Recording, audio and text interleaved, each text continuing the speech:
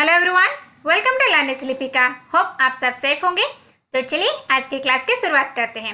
आज के क्लास में हम लोग मार्क्सिज्म के बारे में डिस्कस करेंगे। मैंने प्रीवियस क्लासेस में idealism, naturalism, pragmatism, realism and existence के बारे में डिस्कस किया है। अगर अभी तक आपने वीडियोस नहीं देखा है देन प्लेलिस्ट में जाके वेस्टर्न स्कूल ऑफ थॉट को क्लिक करके उन सारे वीडियो को देख लीजिए। तो चलिए जानते हैं आज की क्लास में क्या क्या पढ़ने वाले हैं। पहले हम जानेंगे मार्क्सिज्म के बारे में कुछ बेसिक इन्फॉर्मेशन जो हर एक एग्जाम के लिए इंपॉर्टेंट है। अगर आप एजुकेशन से रिलेटेड नहीं हो तभी आपके लिए इंपॉर्टेंट है, अगर आपके सिलेबस में मार्क्सिज्म है। देन उसके बाद हम एजुकेशन से इसे रिलेट करेंगे, जैसे मार्क्सिज्म एंड एजुकेशन। मार्क्सिज्म के हिसाब से एजुकेशन कैसा होना चाहिए, लेवल्स ऑफ एजुकेशन क्या क्या होना चाहिए, then methods of teaching, then curriculum, role of teacher. Then उसके बाद हम कुछ previous year question and most important MCQ solve करेंगे, जिससे आपको ये टॉपिक अच्छे से कवर हो जाएंगे। तो आप क्या करना है, इस वीडियो को अच्छे से एंड तक देखिएगा। अगर कोई भी डाउट है मुझे कमेंट सेक्शन में लिखिए। एंड अगर अभी तक आपने इस चैनल को सब्सक्राइब नहीं किया है देन नीचे दिए गए रेड कलर के सब्सक्राइब बटन को क्लिक कीजिए एंड उसके पास बेल आइकन की जो ऑल के ऑप्शन है उसे क्लिक कीजिए। तो चलिए स्टार्ट करते हैं। तो मार्क्सिज्म के बारे में कुछ basic information. Marxism is idea of Karl Marx. जो कार्ल मार्क्स थे इसके प्रतिष्ठाता थे। Then it philosophy deals with social, political and economic issue. हमारे सोसाइटी में जो भी उस टाइम की सिचुएशन थे, जो सोसाइटी को लेकर पॉलिटिकल सिचुएशन, इकोनॉमी, उससे रिलेटेड कार्ल मार्क्स ने एक थ्योरी दी थी, क्योंकि उनका मानना था the effect of capitalism. Capitalism में क्या होता था, जैसे इंडस्ट्रियलाइजेशन था, यहाँ पे क्या होता था, एक मालिक होता था और दूसरे जो वर्कर होते थे, इनके बीच बहुत दूरी थे, इकोनॉमिकली डिफरेंस बहुत ज़्यादा थे। इस वजह से सोशल एंड पॉलिटिकल डिफरेंस भी क्रिएट हुए। जैसे जो लोग पावरफुल थे, जो लोग पैसे वाले थे, उन लोग के सोशल स्टेटस भी बढ़ गए। फिर उसके बाद उनके पास पॉलिटिकल पावर भी आ गए एंड इकोनॉमिक पावर है, उनके पास पावर बढ़ती गई। उनके पास पावर, जो वर्कर्स थे उनके पास पावर एंड ये सारी चीज़ में इकोनॉमिकली वो घटते गए। तो इस वजह से क्या हुआ, सोसाइटी में एक डिफरेंस क्रिएट होने लगे, जहाँ पे ऑप्रेस्ड एंड ऑप्रेशर दोनों क्रिएट हो गए। जैसे एक इंसान ऐसा था जो पावरफुल था, वो जुल्म करता रहा और दूसरे जो वर्कर थे वो जुल्म सहते गए। इस डिफरेंस को, इस गैप को वो कार्ल मार्क्स क्या चाहते थे कि इसको इराडिकेट करने के लिए उन्होंने एक थ्योरी लाई थी, जिसको मार्क्सिज्म कहा जाता था।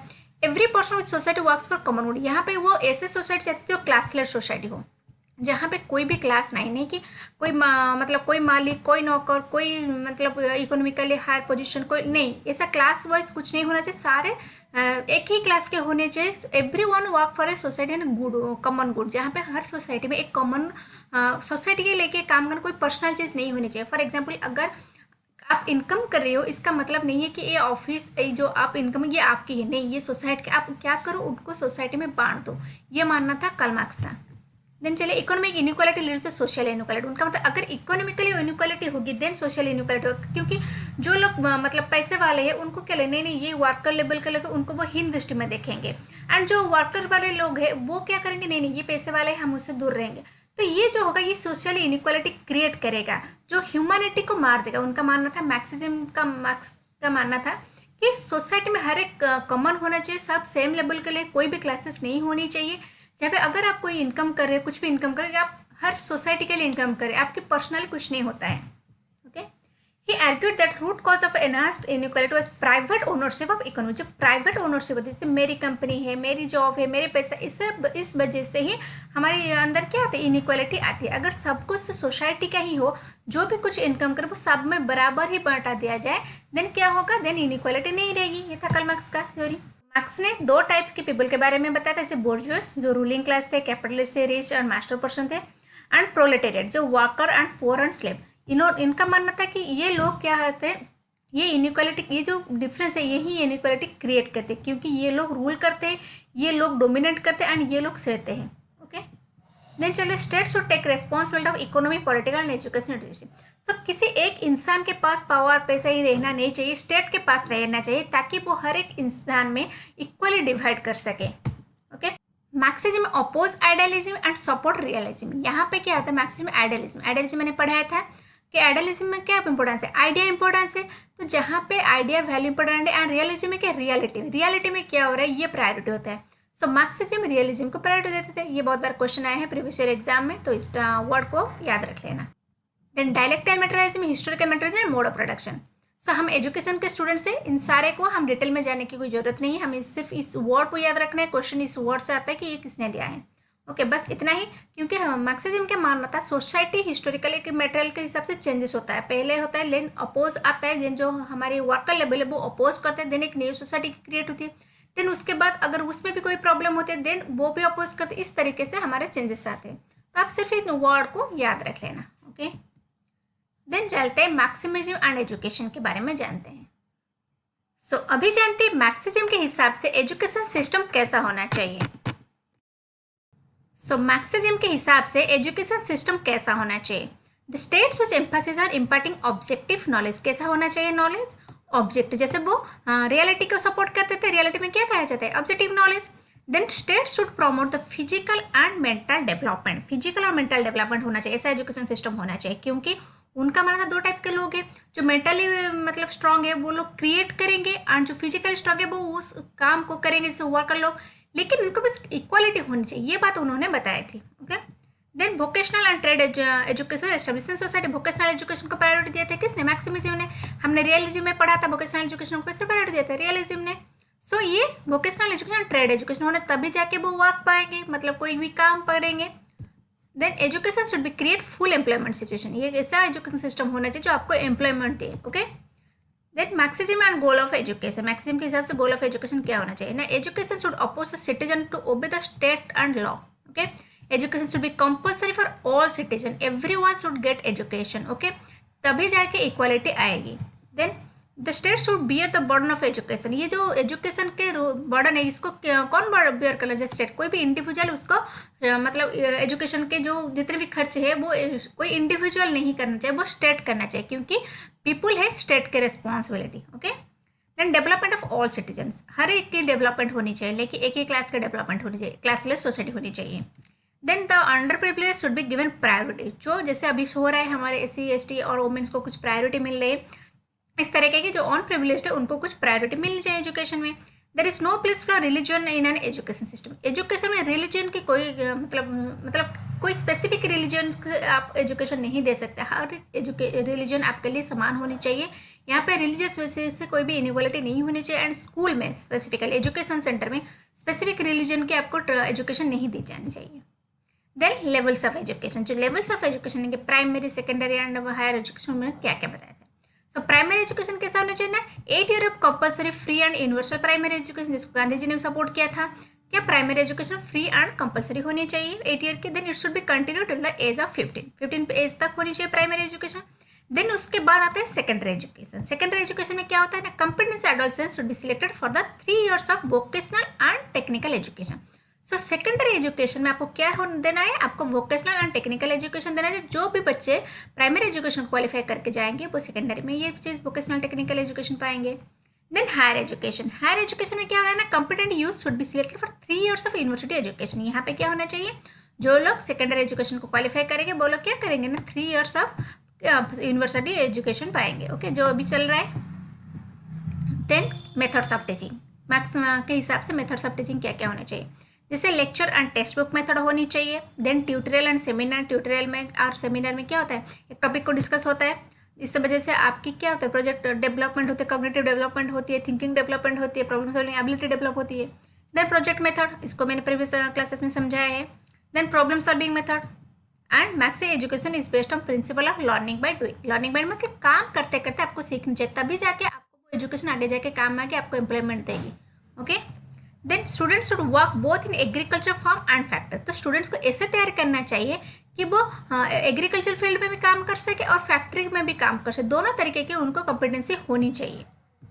Then education should provide a natural environment not for 4 wall of school, उनका मानना था कि स्कूल के 4 दीवार पे एजुकेशन नहीं होनी चाहिए, उनको खुले एनवायरनमेंट में छोड़ने, उनको रियलिटी में जाना चाहिए, ताकि अगर आपको फैक्ट्री में काम करना है आपको फैक्ट्री में जाके कुछ ना वो रियल वर्क को देखना चाहिए। ओके, एग्रीकल्चर फील्ड में जाके एग्रीकल्चर कैसा होता है ये चीज़ जानना चाहिए। Okay, then the emphasis is laid on practical aspect of education instead of theoretical aspect, जैसे मैंने अभी बताया प्रैक्टिकल एस्पेक्ट होनी चाहिए, थियोरेटिकल आपको पढ़ेंगे एग्जाम दे देंगे अंदर भूल जाएंगे, लेकिन आपको एम्प्लॉयमेंट देगा कौन, ये practical aspect. Then learning through personal experience of a child, personal experience जो होता है ना वो बहुत इंपॉर्टेंट होता है, क्योंकि आप जो सीखे हो आप तभी काम पे ले पाओगे। अगर आप एग्रीकल्चर सीखने के लिए कोई फील्ड पे जाए, आप वहाँ पे देखें कि एक फार्मर कैसे फार्म करता है, तो आपको ये चीज़ अच्छे से याद रह जाएगा और अच्छे से आप सीख जाओगे। Then it emphasis group activity instead of individual activity. यहाँ पे क्या इंपॉर्टेंस है, ग्रुप एक्टिविटी, क्योंकि उनका मानना था कि क्लास स्टडी इनइक्वालिटी के हटा के हमें इक्वालिटी की तरफ जाना चाहिए। वो इक्वालिटी कहाँ से आएगी, अगर हम ग्रुप पे काम करेंगे, अगर हम इंडिविजुअली काम करके हम अपनी क्लास पे रह जाएंगे, अपनी कास्ट क्लास इसमें रह जाएंगे। लेकिन अगर आप ग्रुप में क्लास करें, वहाँ पे कोई क्लास ही नहीं होगा, सारे फ्रेंड्स होंगे।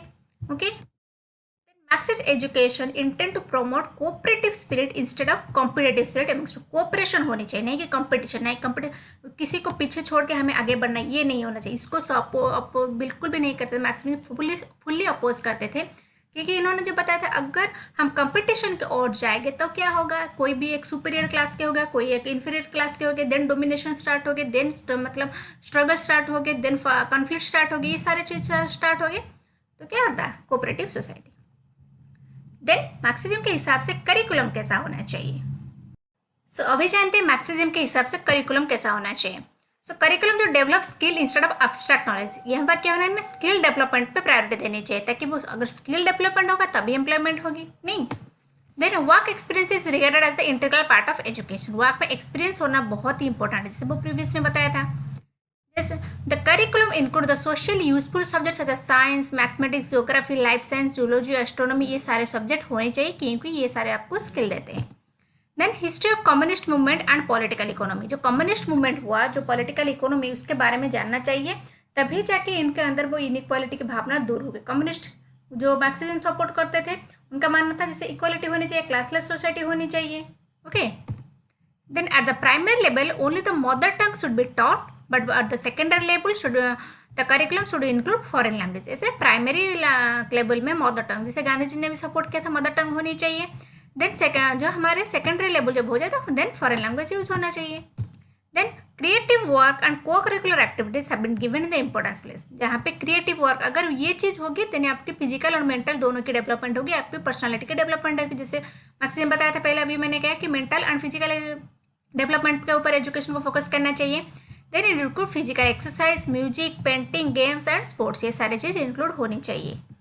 देन आते हैं role of teacher. Role of teacher कैसा होना चाहिए मार्क्सिज्म के हिसाब से, तो मार्क्सिज्म ने कार्ल मार्क्स क्या करते थे, जो हमारे टीचर जो उनको बहुत ही प्रायोरिटी देते थे, उनको बहुत ही सिग्निफिकेंट एंड क्रूशियल रोल होता था। Then he must be fully equipped not only with the content of education but also Marxist methodology of teaching as well as Marxist aim of education. उनको सिर्फ content नहीं आना चाहिए, जैसे एक subject आप पढ़ा रहे हो, आप साइंस पढ़ा रहे हो, इसकी वजह से आपको सिर्फ कंटेंट नॉलेज नहीं होनी चाहिए, उसके साथ आपको Marxist aim of education, Marxist aim क्या था, क्लासेस सोसाइटी बनाना, इनइक्वालिटी को दूर करना, जो भी चीज़ है उनके अंदर समान मतलब भाव में देखना, रिलीजियस एजुकेशन नहीं होनी चाहिए, ये सारे एम को आपको ध्यान रखना चाहिए एक टीचर होने चाहिए, ताकि जब वो क्लास में पढ़ाए ये सारे मेथड को अपनाए और ये सारे जो एम है मार्क्सिस्ट एजुकेशन का जो एम है उसको फॉलो करना चाहिए। Okay, then teacher should not have only mastered on the content of education but also have conscious about life, social environment and communist ideology। तो यहाँ पे वो बोला ना कि सिर्फ कंटेंट नॉलेज होना काफ़ी नहीं है, आपको क्या आना चाहिए, कॉन्शियस अबाउट लाइफ में जो चल रहा है, रियलिटी में जो चीज़ चल रही है, जो हमारे आसपास की सिचुएशन उसके बारे में आपको कॉन्शियस होनी चाहिए, तभी आपको स्टूडेंट को बतानी होगी, तभी उसके अंदर कोई इनइक्वालिटी दूर होगी। देन सोशल एनवायरमेंट होनी चाहिए and communist ideology. Communist ideology क्या है वैसे, जो मार्क्सिस्ट था। Then he should possess second sound health, respect for cultural heritage, deep practical sense, socialist bent of mind and true patriotism। वो उनके अंदर वो पैट्रियोटिज्म होनी चाहिए, रेस्पेक्ट ऑफ कल्चर को होनी चाहिए, और उसकी हेल्थ, क्योंकि फिजिकल हेल्थ सही होगी तभी जाके वो मतलब स्टूडेंट्स को इंस्पायर कर पाएंगे। एक टीचर क्या होता है ना, स्टूडेंट्स के लिए हमेशा आइडल होते हैं, अगर टीचर फिट रहेगा देन स्टूडेंट्स उससे फॉलो करेंगे। सो अभी हम क्या करेंगे उससे रिलेटेड ऐसे कुछ प्रीवियस को अभी हम क्या करेंगे, मैक्सिमिज्म को हमने अच्छे से पढ़ लिया, सारे फीचर जैसे मैक्सिमिज्म क्या है, उसके एजुकेशन थॉट्स क्या है, एम्स क्या है, रोल ऑफ टीचर, करिकुलम, इस सब के बारे में हमने जान लिया। सो अभी उससे रिलेटेड कुछ previous question and MCQ solve करेंगे, तो चलिए जानते हैं। So the first question is, according to which school of philosophy of education exaltation of individual personality is a function of education, बताइए। सो ये क्वेश्चन मैंने पहले से डिस्कस किया है, अभी बताइए आप लोग जिन्होंने वीडियो देखा होगा। यस, ऑप्शन सी यानी आइडियलिज्म एंड मैक्सिमिज्म बोथ। चलते हैं, which school of philosophy of education regards dualism between cultural and vocational curriculum, बताइए। Yes, answer is Marxism. अभी मैंने बताया कि मैक्सिमिज्म वोकेशनल एजुकेशन को प्रायोरिटी देते थे। देन चलते हैं next, according to which educational philosophy socially useful labour must from the central pivot of the inter school. जहाँ पे लेबर की बात आती है वहाँ पे क्या आता है, मैक्सिमिज्म, क्योंकि मैक्सिमिज्म हमेशा लेबर वर्कर इनके बारे में बात की है। So answer is what, Marxism. Okay, so अभी मैंने क्वेश्चन को डिस्कस नहीं करी हूँ क्योंकि मैं सारे क्वेश्चन को डिस्कस कर रही हूँ अभी, तो अभी सिर्फ हम क्वेश्चन आंसर सॉल्व करेंगे। Okay, so the next question is which of the following has been asserted about the school by Marxist educational philosophy? Option A is they should not be mere weapon in the hand of ruling class.